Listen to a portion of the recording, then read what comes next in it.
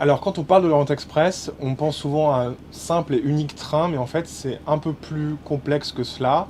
En fait, on parle plutôt de liaisons ferroviaires qui organisent les relations entre Orient et Occident depuis la fin du 19e jusqu'à la Deuxième Guerre mondiale.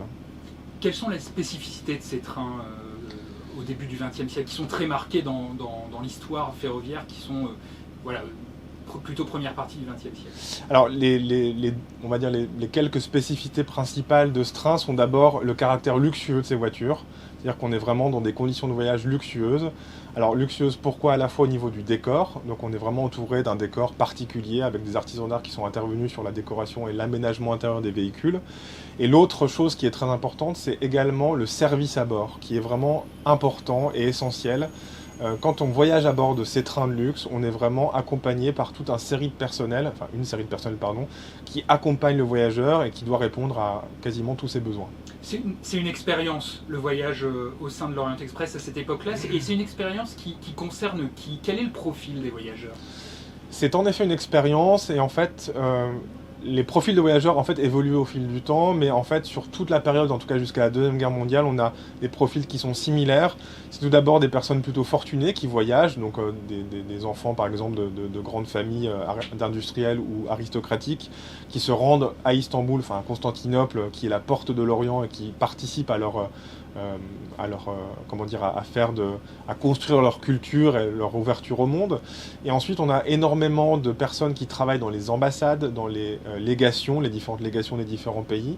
Et on a également beaucoup d'industriels, enfin en tout cas de personnes qui travaillent dans des compagnies, typiquement des compagnies pétrolières, qui se rendent à Constantinople pour ensuite continuer leur chemin au Moyen-Orient.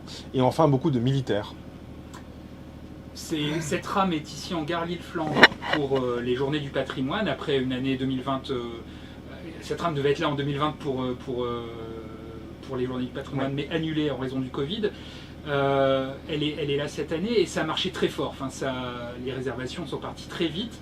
Il y a 1500 personnes qui vont succéder tout le week-end. Comment vous expliquez que l'Orient Express attire encore autant, plus de 10 ans après la fin de son exploitation commerciale?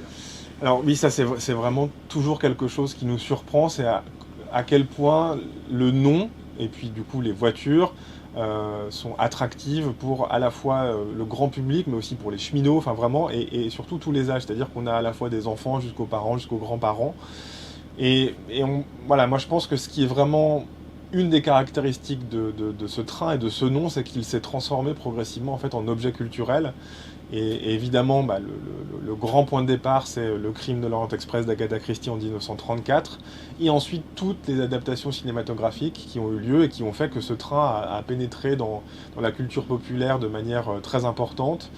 Et ce qui est intéressant aussi de voir, c'est qu'on a une adaptation très connue en 1974 de Sidney Lumet, mais en fait, l'adaptation, la dernière, elle date de 2017.